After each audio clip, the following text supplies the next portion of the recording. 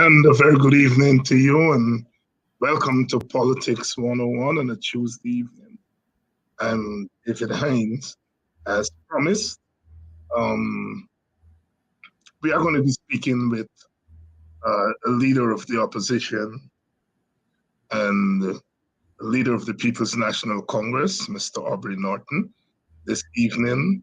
As you remember, that interview was scheduled for last Thursday, but due to some unforeseen circumstances, we were not able to bring you that interview. But today, we are going to have Mr. Norton on. Um, uh, of course, as you know, political leaders are quite busy, and sometimes it's very difficult to nail them down. But Mr. Norton is here this evening. He's in the studio. He's traveling, so it would be a traveling interview, so to speak. Welcome to Politics 101. Want to urge all of you who are joining us to please share the link. Let all your friends and acquaintances know that we are going to have that interview on this evening. Trust that you all had quite a productive weekend. It was a holiday weekend in Guyana because Sunday was Labor Day, and of course, when the holiday falls on a Sunday, it's it's observed the following day, Monday. So it was a long weekend for those of you in Guyana. It was Workers' Day, Labor Day in other parts of the world. Not in all jurisdictions was there a holiday. Nevertheless, it was May Day, Workers' Day, and we saw in Guyana the trade unions doing their usual Labor Day observances, marching and making their speeches, making their demands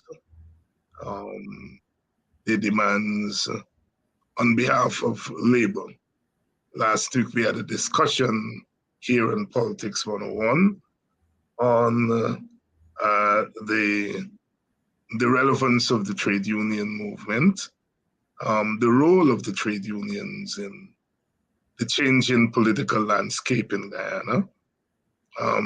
We are partly living under an authoritarian government.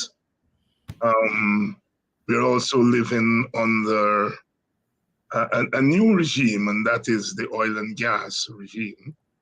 And that brings with it tremendous changes and calls into question what's the role of the trade union.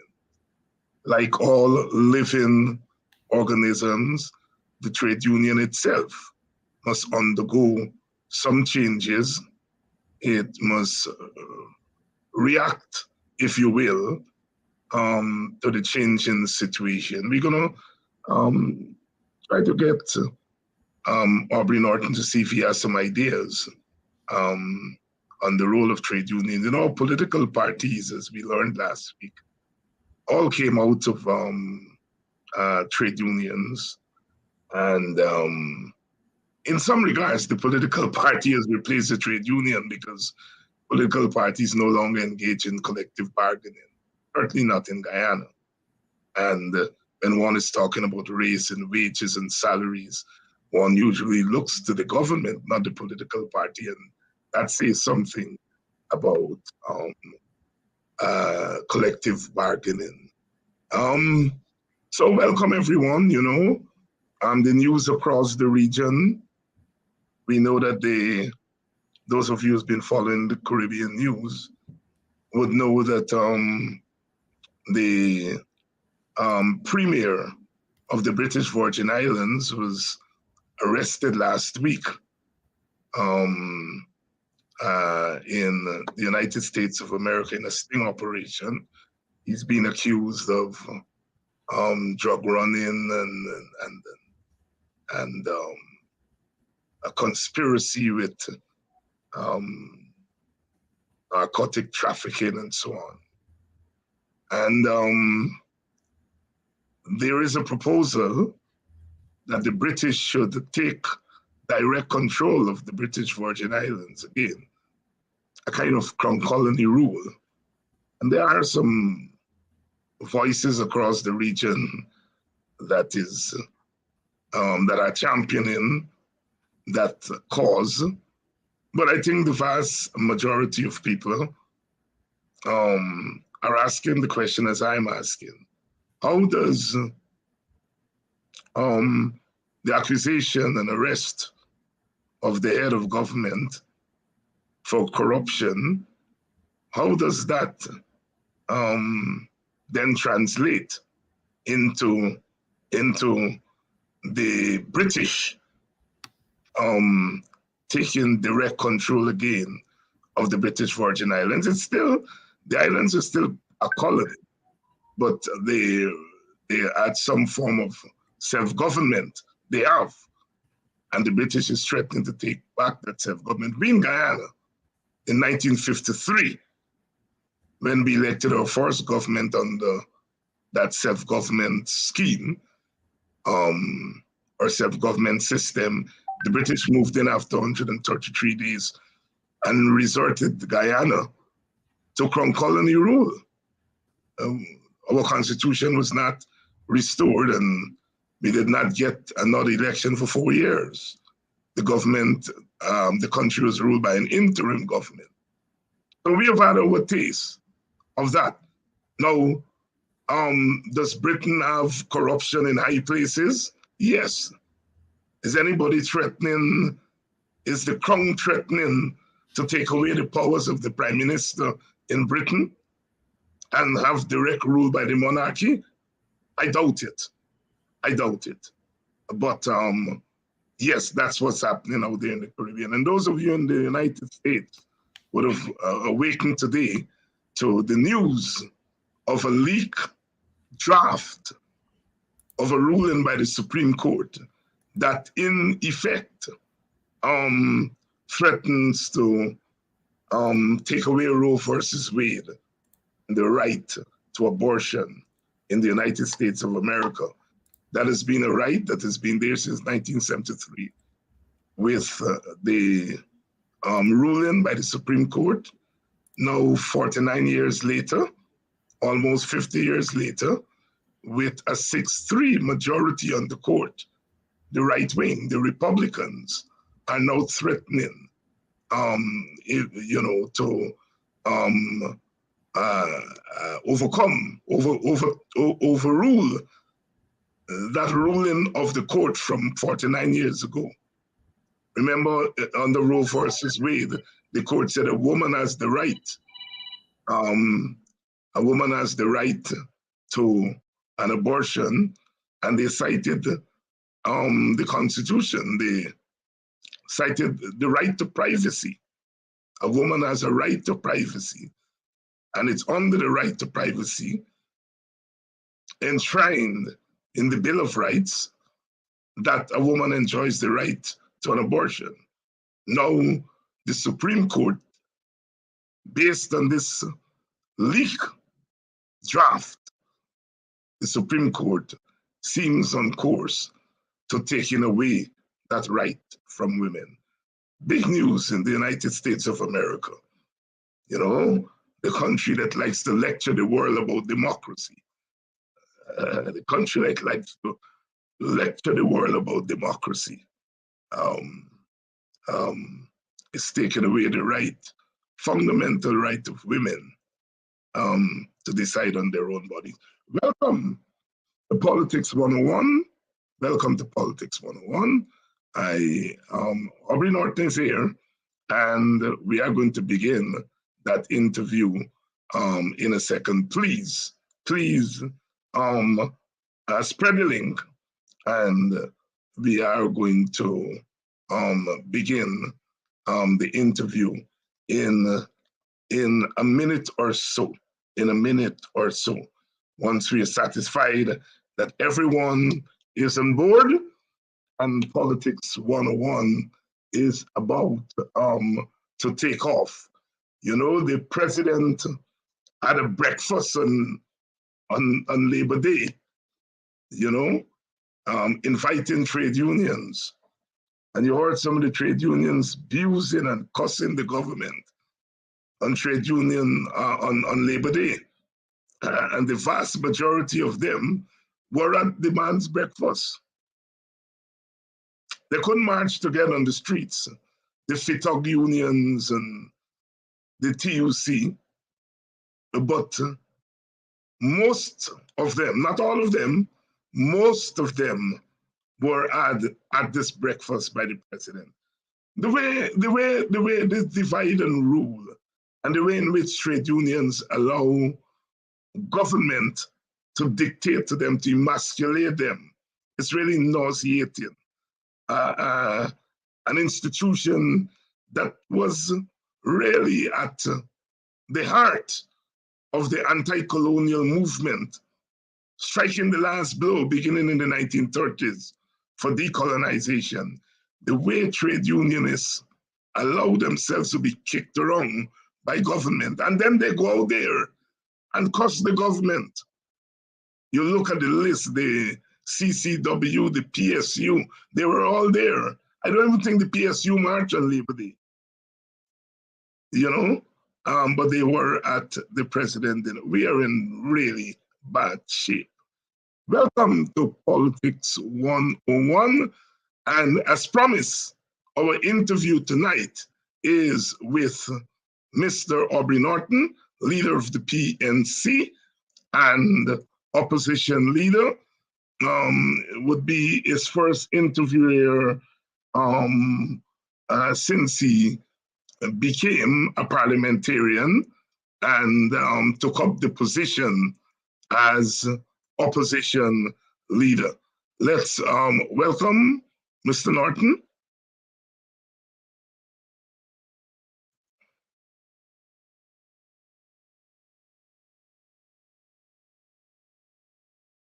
We're waiting for Mr. Norton to come on, and once he is on, we are going to be ready to roll with the interview. In the meantime, as I ask you, please, please share the link and let everyone know that Politics 101 is on. As I said, you know, those trade unions really let us down. You know, if you're saying the government is violating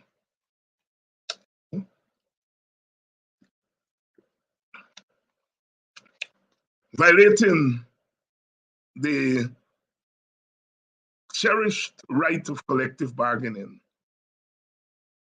and you're using Labor Day to send that message, what are you doing going to a political breakfast? It's a political breakfast. Why are you breaking bread with a government that is trampling on the sacred rights of workers? Those are rights that workers have had to fight for centuries.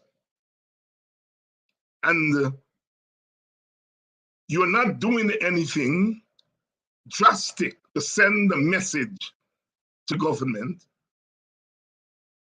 And on Labor Day of all days, the president calls you to breakfast and you go there and sit. You know, look, that breakfast only Gahu and Nasi, the PPP unions should have been there. What are the other unions doing there? You know, I guess the guy in the labor union leadership, which is now, you know, a PPP union or PPP leadership, a union led by people who are partial to the PPP. What are the others doing there? What is PSU doing there? I think Mr. Norton, we're getting some feedback Yes, there. Yeah. Yeah, welcome to and I told Politics you I'm 101, traveling, Mr. Norton. I'm traveling. Yeah. Yeah, we Thanks for can having me, and see that. thanks for your listening and viewing audience. Thank you. Mr. Norton, this is the first time you're I didn't on hear you. Politics 101. This is the first time you're on Politics 101 since you were returned to Parliament and became the opposition leader. I want, on behalf of Politics 101, to congratulate you. And want to ask you the frank question: what has changed since you've gone into Parliament, as far as the PNC and the opposition are concerned? Well, Did you hear my question there? Off. I didn't hear anything at all. I just returned. Yeah, I'm saying that this is your first appearance on Politics 101 since you returned to Parliament and became the opposition leader. And I want, on behalf of Politics 101, to congratulate you and to ask the first big question: what has changed, if anything, for as far as the opposition is concerned, beyond the fact that the leader of the party is now the leader of the opposition? What qualitatively has changed?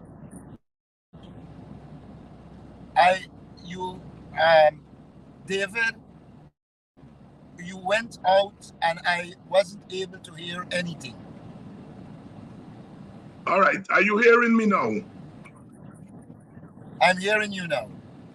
Yes, I'm congratulating you on behalf of Politics 101 on your return to Parliament and assumption of the office of Leader of the Opposition. And I am asking you on behalf of the audience, what has qualitatively changed for the opposition since you have returned to Parliament and assumed the position of opposition leader? What has changed for the PNC? What has changed for the opposition? Well, first of all, I think in our first parliamentary session, in comparison to what happened before, we were able to point out to the Speaker that we had expected a more impartial approach in the National Assembly. For the first time, we saw him actually overruling Ms. Gail Teixeira, who attempted to raise a point of order when it didn't qualify for a point of order. And then when she actually did it as a point of information, we were clear in our heads that procedurally, once it's a point of information, then it is at the discretion of the Speaker. The parliamentarian speaking at the time was MP Figueira, who continued to speak.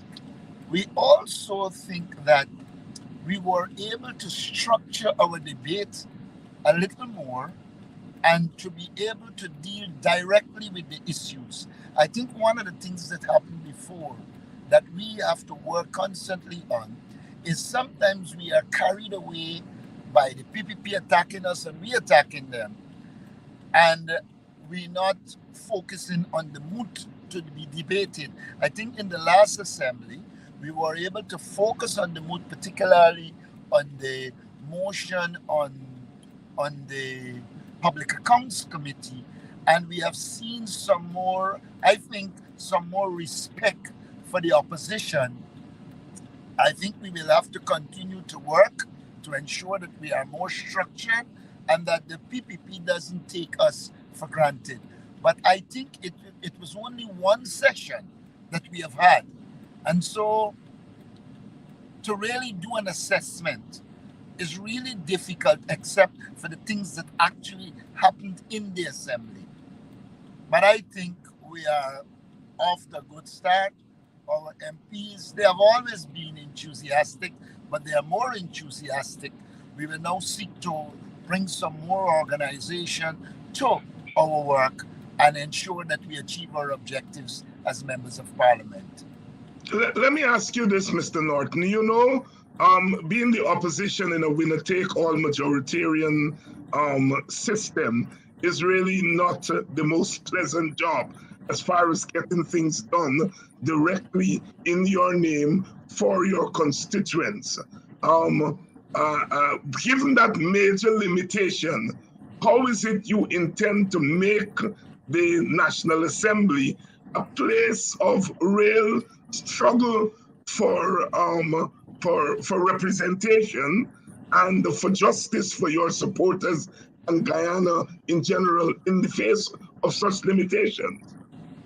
First of all, one has to understand the functions of the opposition. The opposition has to have at its disposal a plethora of information that allow them to expose the government.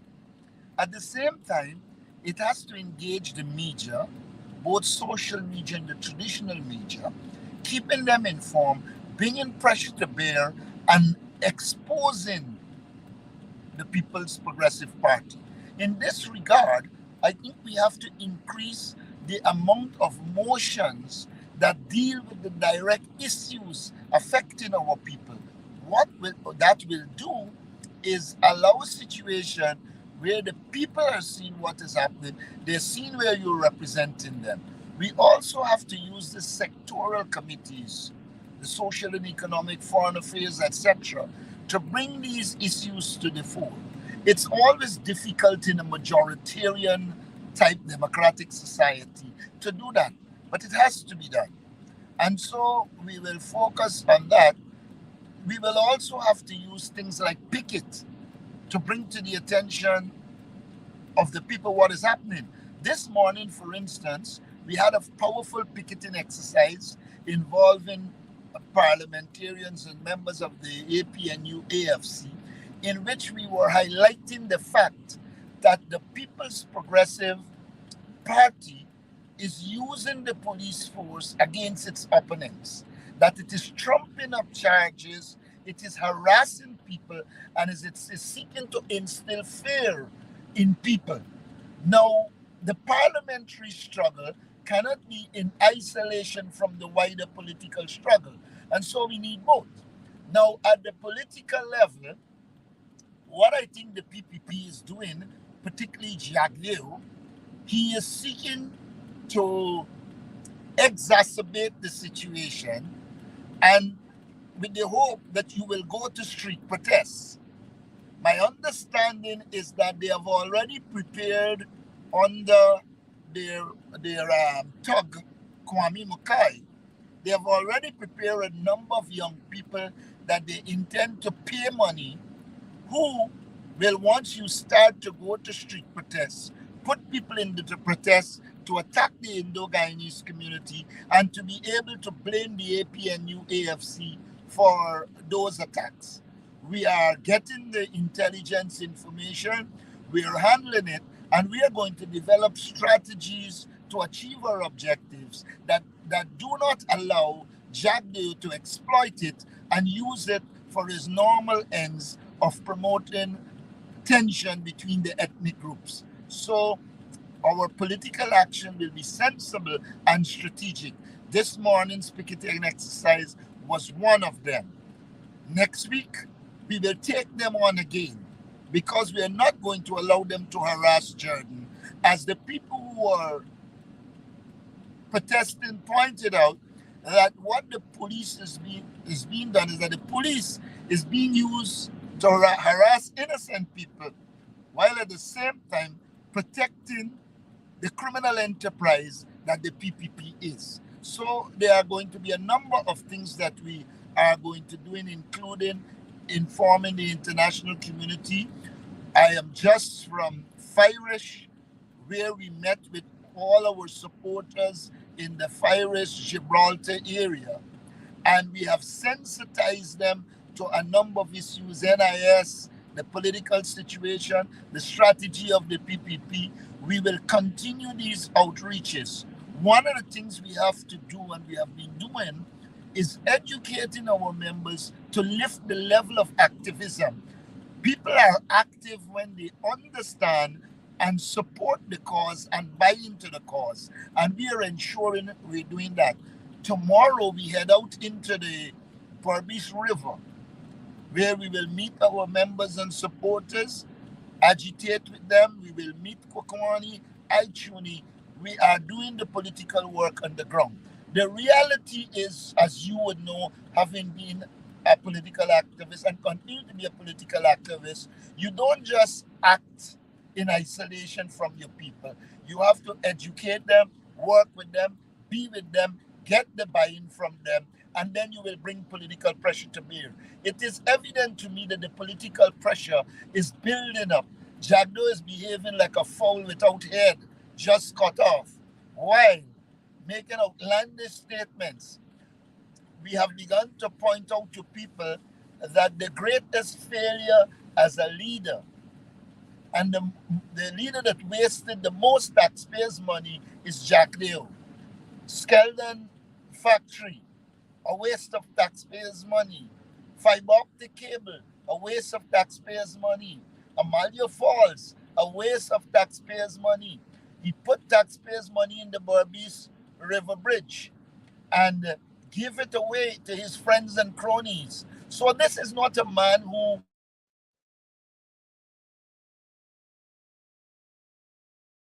in fact, a failed leader presenting himself as if he is some useful God to Guyana. There is absolutely no vision coming from him.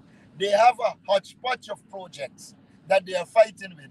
And most of the projects are infrastructural in nature, which you know is done that way because it allows them to be involved in corruption and accumulate wealth.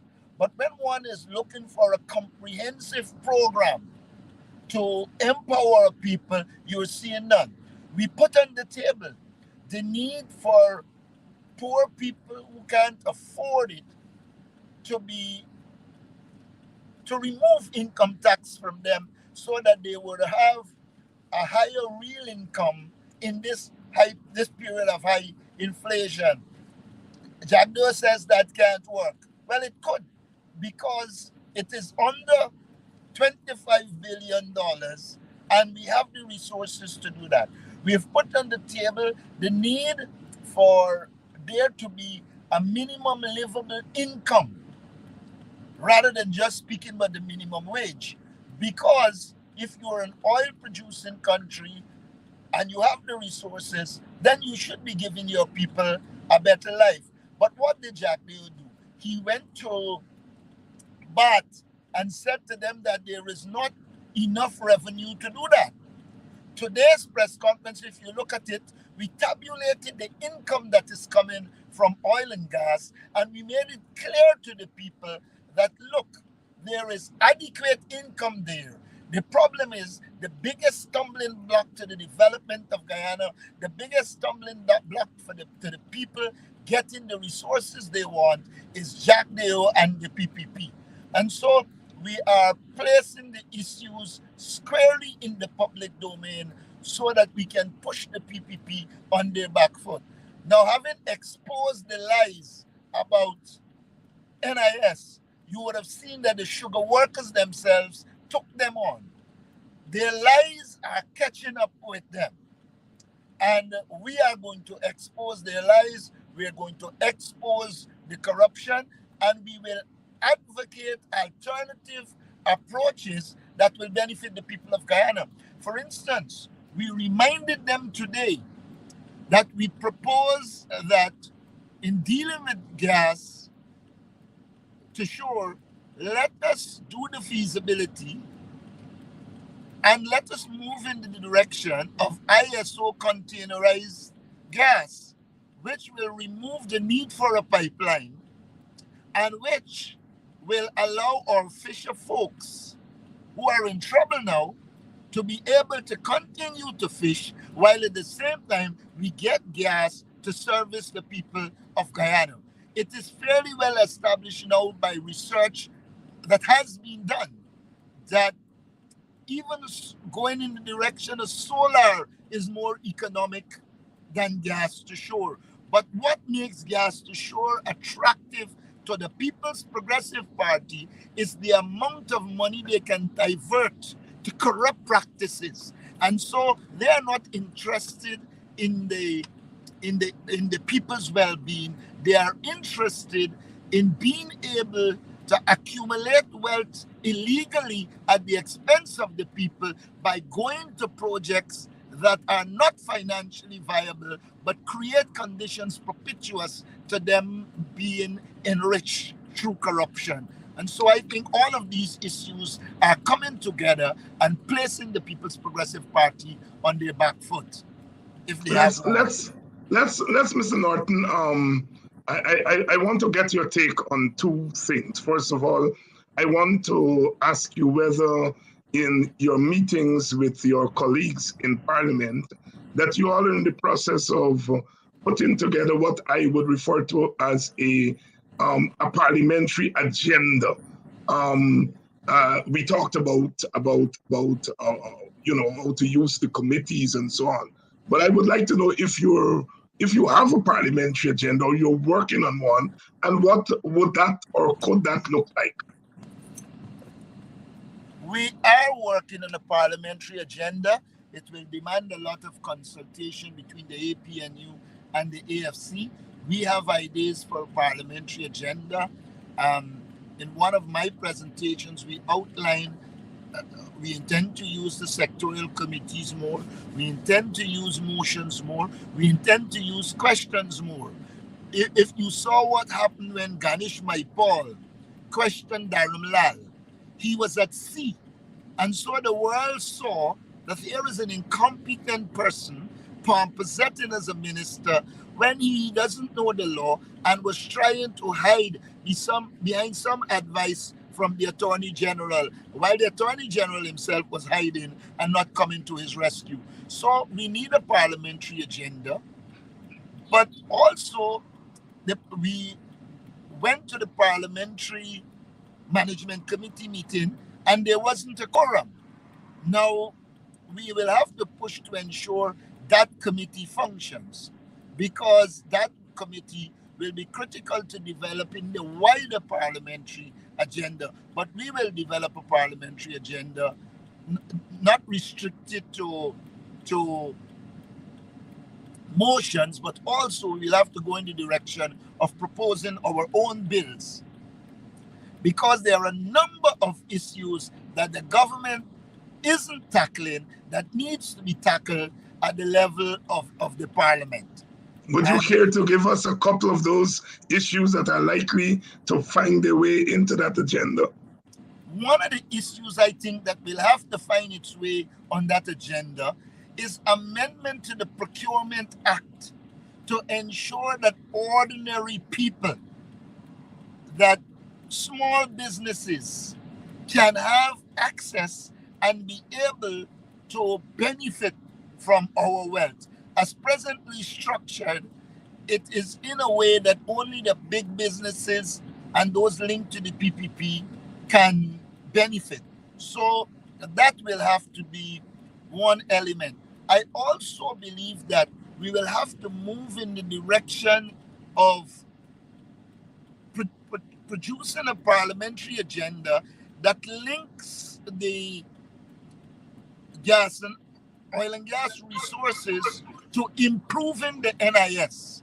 One of the most significant developments in the history of Guyana is the establishment of the NIS. And as the PPP seeks to destroy it and do bad investment, we will have to move in the direction of legislation to protect the NIS and to promote proper investment so that the NIS becomes a viable long-term project that will serve the people of Guyana and stop being a cash cow for the People's Progressive Party. Those are two areas. But I also believe that we need to move in the direction of proper legislation vis-a-vis the youth. One of the mistakes we make is that we begin to treat the youth from say 14, 18 years of age. But by that time, the social ills have already stepped in. I am of the view that we need to take to Parliament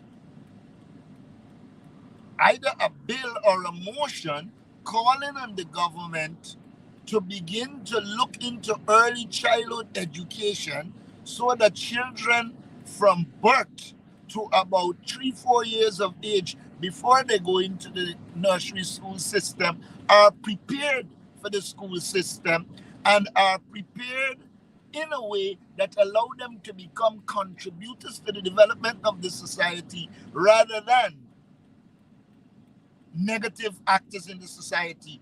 In this regard, one will have to look at a reviewed role of the Guyana Police Force. If a young man arrives at a station in Guyana now, the first thing the police says is take off your belt and go in the lockup. There is no, look, our police force was trained to enforce law.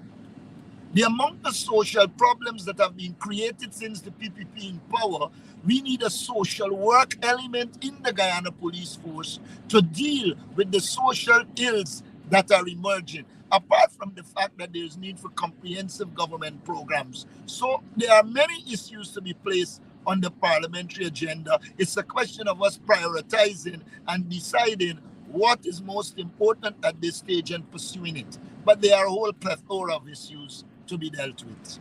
What about electoral reform, which is going to certainly be on the PPP's agenda?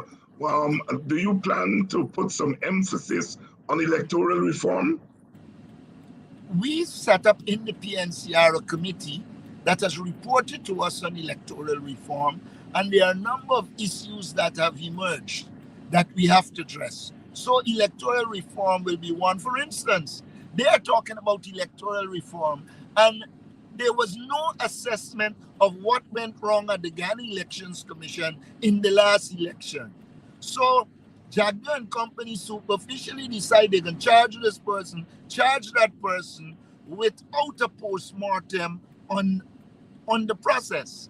And again, it shows you their incompetence. Then if one looks at it, they want to break up Region 4. But then Region 6, 2, 3, 5, their strongholds have the same problems, but they don't intend to address it. We have got to push them in the direction of a comprehensive approach. I believe in the electoral reform that we must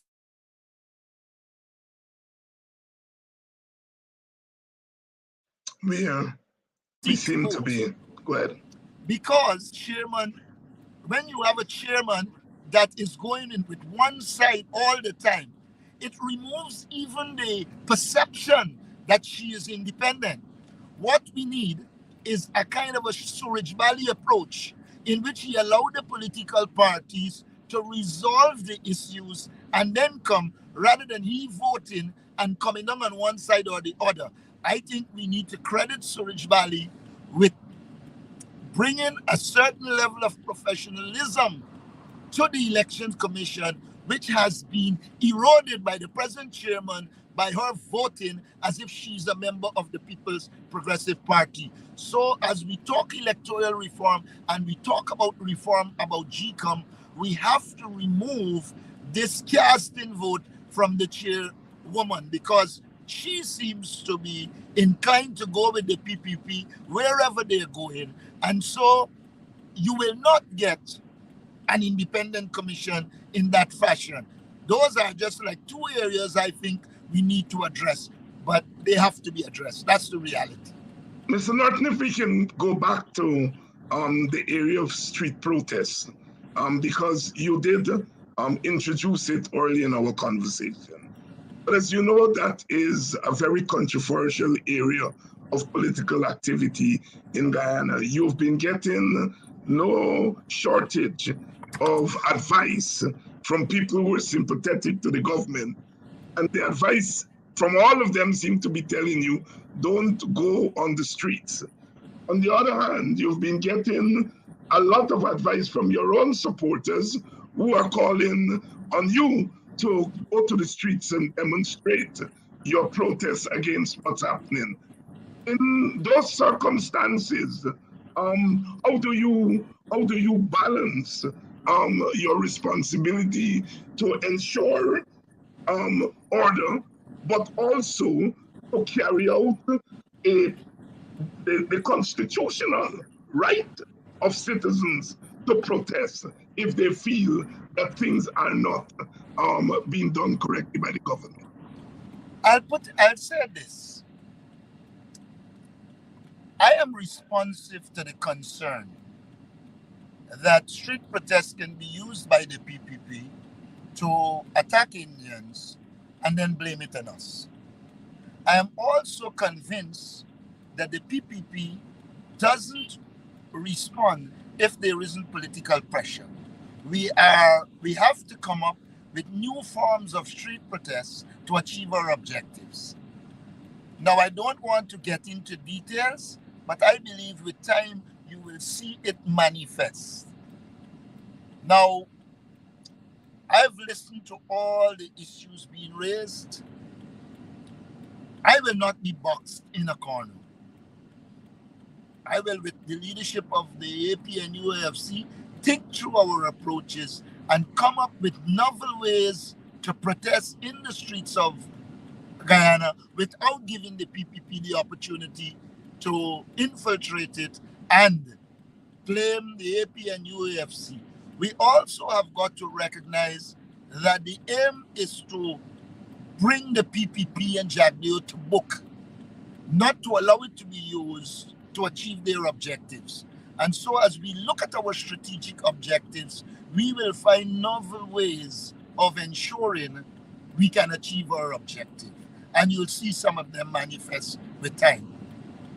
Mr. Norton, you took part in if we may shift gears a little, you took part in the May Day events. You were out there, you spoke at the GTUC event. I think that this year's events have brought into stark reality really the role of the trade unions in a change in Guyana. Are you satisfied that the trade unions are being allowed the space that they need to function and to represent their workers? Once you have an authoritarian dictatorial regime, the trade unions will never be given the space. The People's Progressive Party is not a party that is disposed to the workers being represented by trade unions. The fact that GAU members rebelled and virtually made that Carville Duncan into a target suggests that they recognize now that the government is lying to them and they need genuine representation.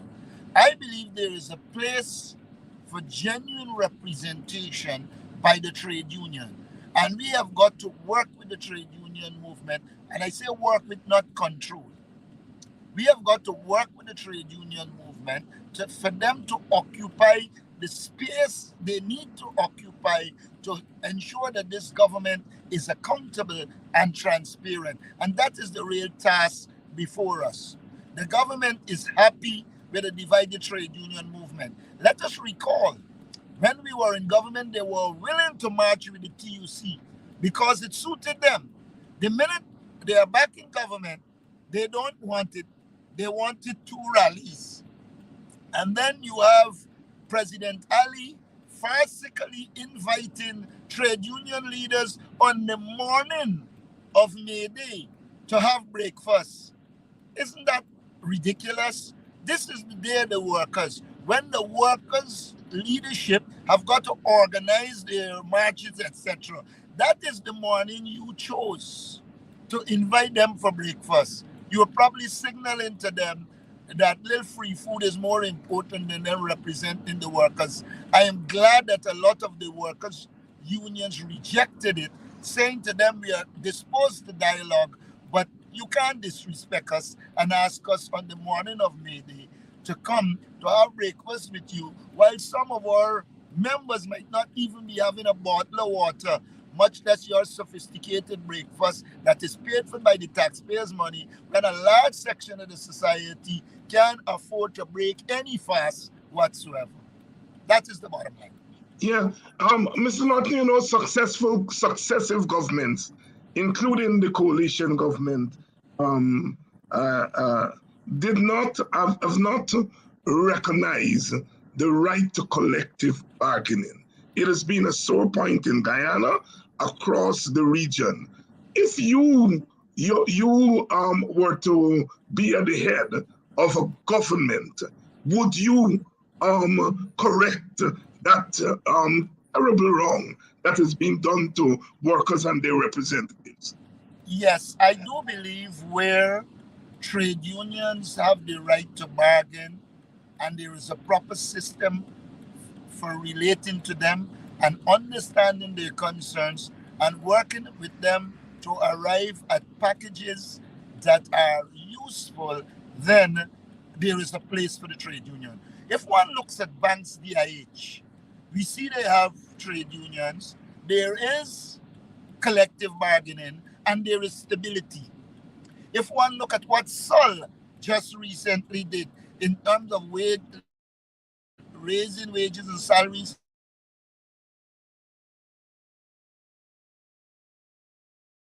and benefits through collective bargaining, then one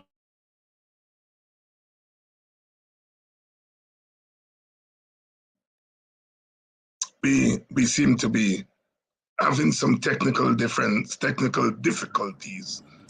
I Yes, was right. saying, I Yes, was saying, if you saw what happened with banks, and then you yes. see what Sol did in terms of improving the lives of the people, you will see that there's a positive role for collective bargaining. And as president of a government that I am leading, collective bargaining will be placed high on the agenda. I know for a fact that there are difficulties with collective bargaining, but I think the difficulties could be surmounted and the positives that will come out of collective bargaining will contribute significantly to the development of not of the people of Guyana generally. So the answer to that is yes. I think it is teamed with potential for ensuring stability and good relationship between the labor movement and any government. The president has signaled its intention to meet with you to deal with constitutional matters, which it has refused to deal with since coming to power 2 years ago, under the flimsy excuse that the opposition must first recognize the government. They seem to have thrown that aside, and they have signaled that they are willing to meet with you. You were quoted in the press yesterday, I think, Stabber News, saying that you have not gotten that call yet. But in a sense, you have telegraphed the call by saying that when you meet, you just don't want a narrow meeting to deal with appointing constitutional bodies, but also dealing with larger governance issues. What is the thinking behind that broadened agenda for the encounter with the president? What is what? I didn't hear that. What is? What is the rationale? What is the thinking behind your decision Okay. to broaden the encounter? Okay. First of all, I accept that the opposition leader has a constitutional responsibility to deal with those elements of the constitution in which power devolves on the opposition leader to be involved in meaningful consultation. And so it is my intention to honor that obligation.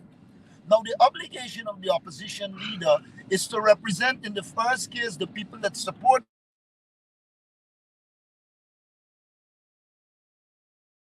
And so I am obligated to do the consultation. Now, one of the areas that I heard Jack Dio mention was this question of the Chief Justice and the Chancellor. Now, I believe we should appoint the Chief Justice and the Chancellor. But the mere appointment of them will not deal with the issues of democracy and governance.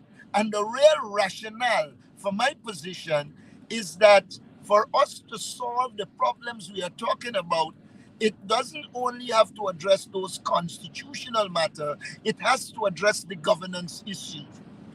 oil producing countries that are not practicing good governance end up in a state of affairs in which the people don't benefit and the elite and the rich make the money. And so I'm saying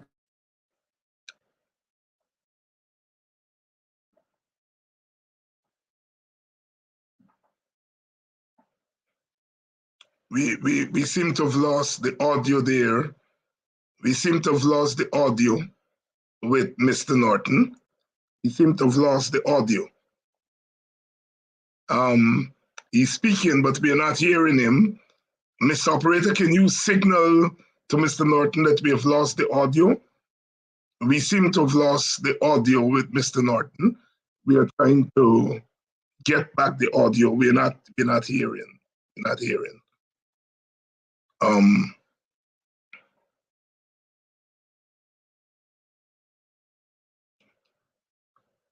While they're trying to work that out, in case you're just joining us, we are doing the interview this evening with Mr. Aubrey Norton. It's an interview that was scheduled to be done last week, Thursday, and we couldn't do it because Mr. Norton was traveling, as he is now. He's traveling, as you notice, as he's doing this interview.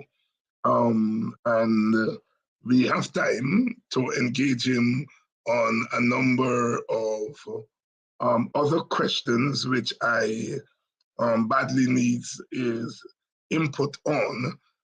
So while they are... Doc, he has to unmute his mic, please.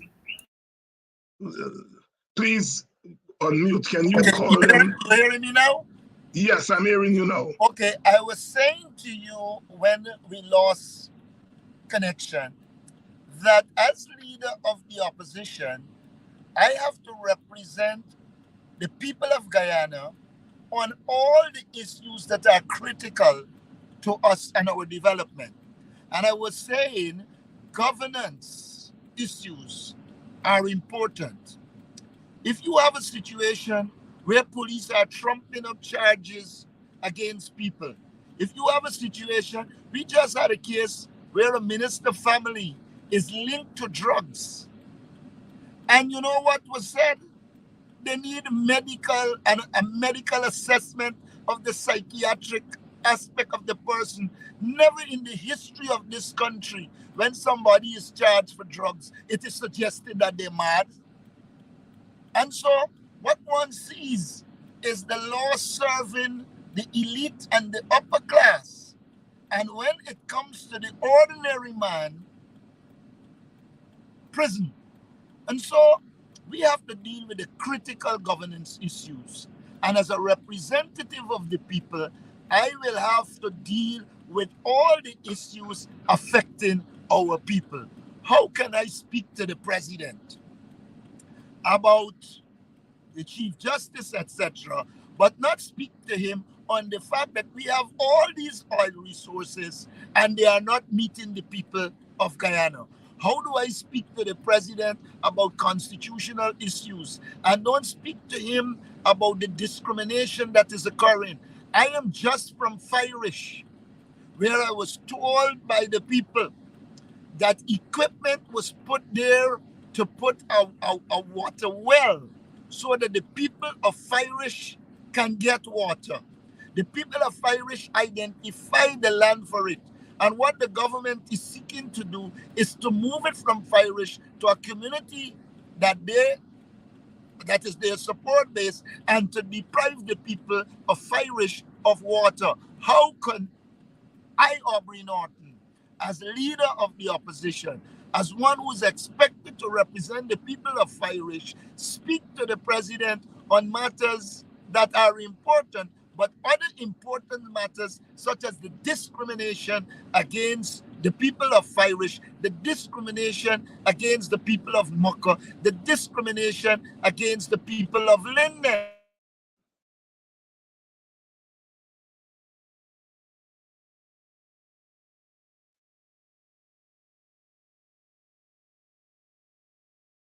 We seem to have lost the audio again.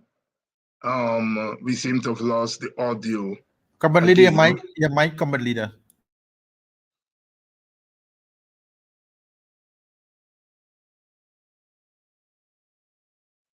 You got to tap on the mic button. Thank you. Are you hearing me? Yes, we're in, I think the mic is automatically muting itself. I don't know why. All right, keep an eye on it. Keep an eye on it. But don't forget, you said you want me for half hour. We have not scratched the surface, but we'll try to get in as much as we can.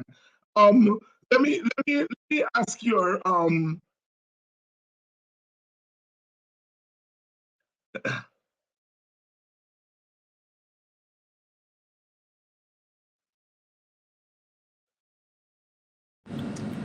should be hearing me again. Yes, I'm hearing you now.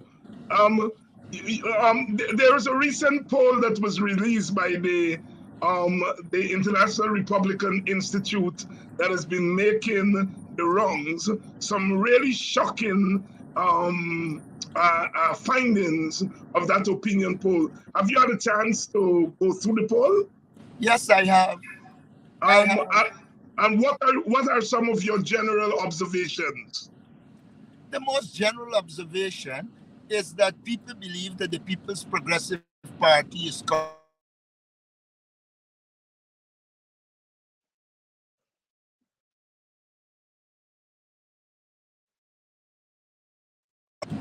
I was saying, people believe, the polls suggest that people believe that the government is extremely corrupt. They believe that they are incompetent. They believe that they are not serving the interests of the people of Guyana. And what the poll signals is that people are looking in the direction of change. That is the bottom line of the poll. Yes, but let me say that the poll also suggests that people have lost faith not just in the government of the day, they've lost faith in the system, period. And most young people don't think they have a future in Guyana. People don't have any confidence in the electoral system. Even East Indians, only 28% of them feel that the results that were announced reflect the will of the people. What, as you as opposition leaders, the leader of the PNC, how do you plan to restore general popular confidence in government and the institutions? We have to adumbrate alternative, new transformational programs and indicate from now our willingness to live by our word, by doing the things we promise to do. I believe as we engage young people, and we're engaging a lot of them, we are going to outline a vision which they can buy into, because we will consult them on it. And as we outline that vision, it is going to be a vision that will take Guyana forward, and people will be able to recognize that it will take Guyana forward. For instance, we have been advocating development that is people-centered, that it should focus on the development of people. Among it, we said removal of income tax from poor people. I think a lot of young people are buying into that. They are also buying into a minimum livable income, which is needed. But we need to do more in terms of young people. We have developed a youth policy, which the government seemed to have abandoned, but that policy had put young people at the center. We need to engage young people to put them in business. We need to engage young people to release their cultural talents. One area that the present government is paying no attention to. So I am of the view that we will reinvigorate these young people by developing policies and programs that will unleash their talents, their skills, and allow them to initiate. And I believe by doing that, we will be in a position to remobilize our young people behind a proper national development plan, strategy and plan. The poll also showed that people have almost zero confidence in political parties, and that would include your political party, my political party, all the political parties. How do you intend, as the leader of one of the two major political parties, how do you intend to invigorate confidence, first of all, among your supporters, and then among the populace at large. It seems to me, if I may quote a Jelly Jagan, the political parties are on trial. All right. Let me say I just came from Firish. Mm-hmm. I was in Mocha. I have been in Linden. I'm scheduled to go to a number of communities on the West Coast and the Essequibo. And every time I go, it is one thing people say to me. They are glad with this new approach in which we are meeting out to people and staying in contact with them. And I think that is what Guyanese want. And there's a distinct difference between what we do and what the PPP does. We go out there, we engage them, we listen to them. The people of Firish told me that Mark Phillips went there and he was very dismissive of them. So they didn't want to hear him. You saw Jack Deo in a purported consultation virtually shouted and tell Edgy, little boy, shut up. Now, that is not the approach. The approach is one in which you engage the communities, listen to them, learn from them, and then give them leadership as to the direction we should go. I believe our approach is a superior approach, it's a better approach, and that approach will result in the re-engaging of people and the emergence of a new confidence in the political movement called the APNU-AFC, of which the PNCR is a part. Mr. Norton, there's a question there on the screen from the audience, and this audience has been, as you would imagine, quite schooled on the policy of cash transfer, and they will get you without asking you about your party position on cash transfer. Your predecessor waffled on it. What is your party's position on this question of cash transfer proposed by the WPA and Professor Clive Thomas? Look, the proposals I'm making suggest that I believe in cash transfer. Do you agree that if we remove income tax, we automatically transfer cash to ordinary people? Yes, sir. Good. So that is evidence that I believe in cash transfer. Do you agree that if I propose, like we did, a minimum livable income, what that means is we will do an assessment of people's needs and then set their income at the lowest level of what they need to live. That will transfer cash to them. We talk about supporting and promoting micro and small businesses. That will transfer cash. While I believe, I do not believe that we should just give parents money. I believe in a cash transfer system in which parents can earn money by ensuring that their children are in school and they are supporting them. So there will be cash transfer to parents, but not just every parent, because if a parent isn't sending his or her child to school or allowing the child not to go to school, why are you giving that parent a transfer for education? Our cash transfer must be targeted to ensure that it achieves the objective that it sets out to achieve. For instance, whatever people thought about David Granger, I think the idea of buses, etc., was a good idea, and we can transfer resources into these areas to ensure children can go to school. I believe with the level of poverty, children should be given meals at school. That also is a cash transfer. So I agree generally with the WPA, but we might differ or need to negotiate the specificities. Have you met with Dr. Thomas and the WPA on this particular issue of cash transfer? No, not as yet. You know, we are working, and I have been very busy on.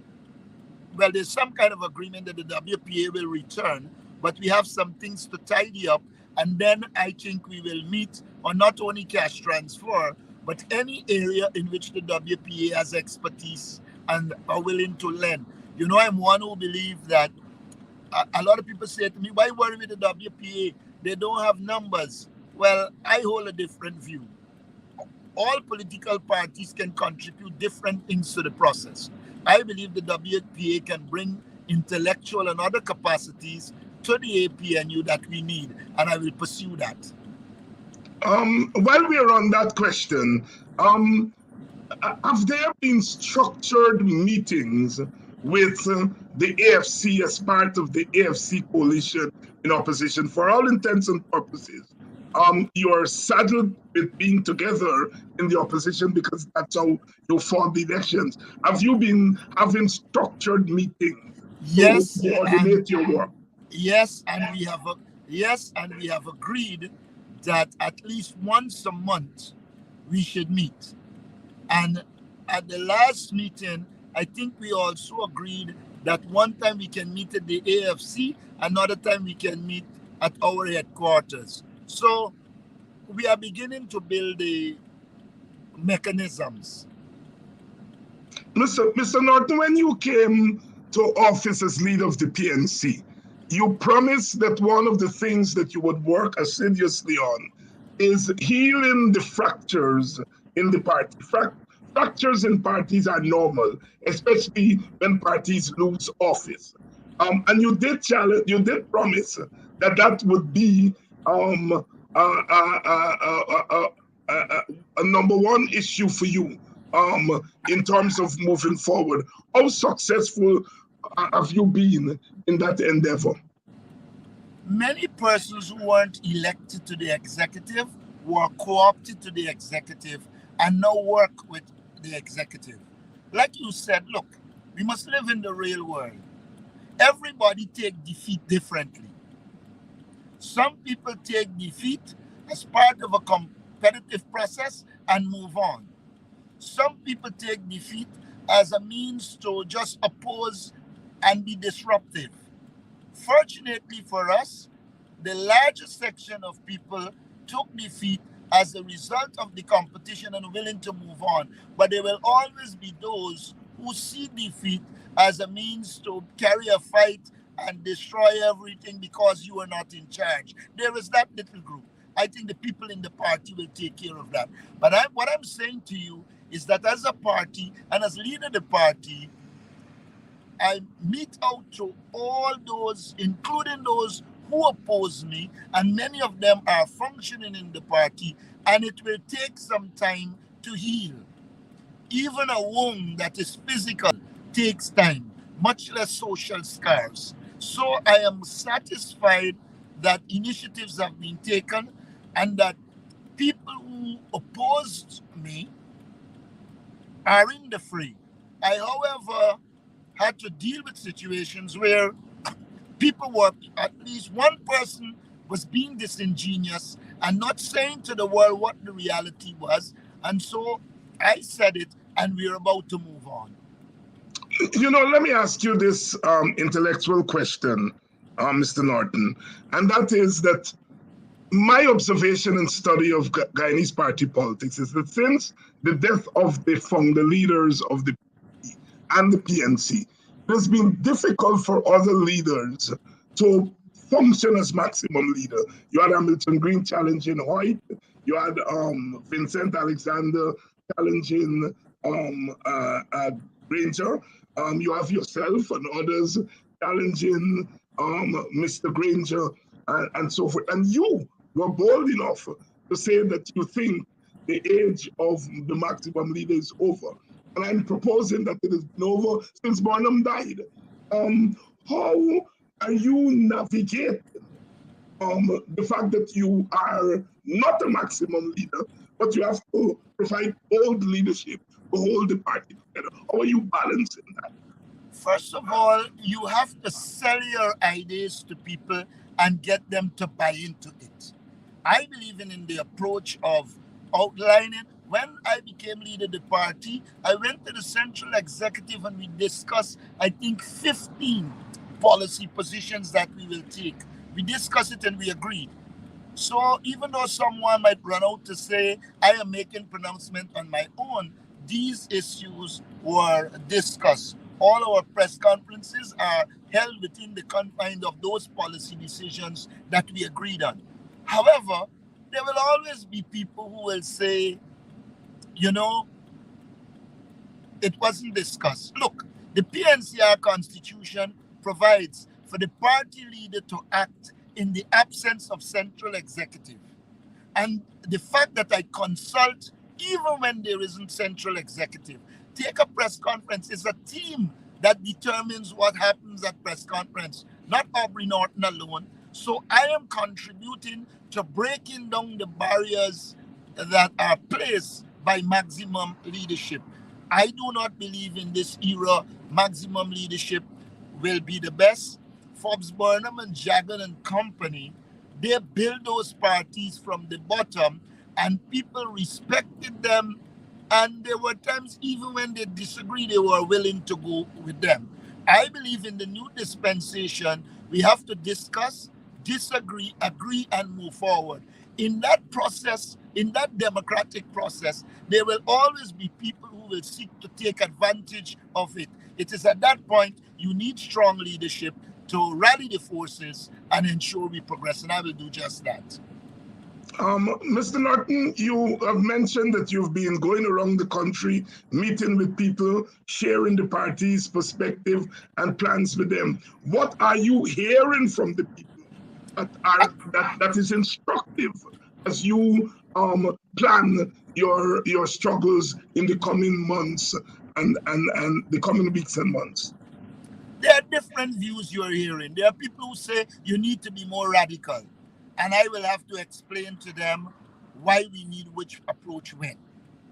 There are people who say that they would have lost trust in political leaders, and you have to spend time explaining to them what happened and building their trust. We are doing that. There are people who want to see a quick fix. They get everything in a day. We have to talk to them about deferred gratification and a number of other issues. So we are hearing, we are listening, and we are responding based on what we would have heard and what we would have listened to. And I believe that is the approach that will cause us to succeed. But may I say to you, you are running way over our agreed time. and on that cue, I will ask you one last question. Thank you, sir.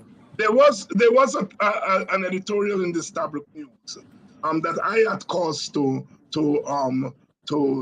speak to, because I think it was more than an editorial that deals the role of the opposition leader. I think it went into places that that strike people like myself, and I think yourself, the wrong way. That there are agendas out there that go beyond your office. Would you care to respond to that? Well, we did respond in a press release to say to Stabrook News, we accept good criticisms, we accept constructive criticisms, but we're not going to accept you telling us how we must act. We will listen to you, we'll be responsive to your concern, but we will speak to our constituencies, get from them their position, and we are going to formulate policy strategies to achieve our objective. Stabrook News has its interests and its approach. The people we represent, many of their interests might necessarily conflict with Stabrook News. So for us, Stabrook News is a reflection of certain opinions. We try to understand public opinion and respond to public opinion, which Stabrook's interest might be a part, but Stabrook's interest in itself is not the public's interest. And it is my task to understand the various elements, to understand the nuances, to work out the vicissitudes and arrive at what are the policy positions that our people need and respond to them. And I think we are doing a fairly good job of that. Mr. Norton, Aubrey Norton, they're leader of the PNC and leader of the opposition, traveling from Firish and the quarantine. and being gracious enough to grant us this interview. There are scores of questions here from you in the audience. I wish we could have, Mr. Norton could have responded to all of them, but as you can imagine, there are constraints. We're going to work with him to come back periodically to field questions directly from you. Mr. Norton, closing thoughts, and I would ask you to speak directly to the viewing audience here tonight and the Guyanese people in general. Let me say thanks for having me. And let me say to Guyanese, we need to be patient and activist-oriented at the same time. We need to, first of all, expose the People's Progressive Party and Jagdeo for what they are, and we intend to propose proper policies and programs that will help us to take Guyana out of this very dismal situation we are in and to restore democracy, good governance, and the rule of law. That is what I'll say at this point, and wish you a good evening, all. Thank you very much, Mr. Aubrey Norton, leader of the PNC and leader of the opposition in the National Assembly. Tomorrow night, we are going to be taking a look at the recent State Department Human Rights Report on Guyana that focuses on corruption and police extrajudicial killings and so forth. We're going to have our usual team, Mr. G.H.K. Lal, Dr. Henry Jeffrey, and I think the third panelist he doesn't come to mind no. But tomorrow night we would be dealing with the United States State Department report, Human Rights Report. We are going to be dealing with that tomorrow night. I want to thank you all for being patient with us. Here we go. The third panelist is Adam Harris. So tune in tomorrow evening at 6:30 when we deal with the 2021 State Department Human Rights Report. Love you all as always. Keep with the struggle. Be patient, but also be persistent. Good night. See you all tomorrow night. Please help keep Politics 101 on social media and broadcast television. If you are in North America, please donate via Cash App or PayPal. If you are in Guyana and the Caribbean and don't have access to Cash App and PayPal, email your pledge to dhines6106@aol.com and we will direct you how to get your donation to us. Thank you in advance for your donation.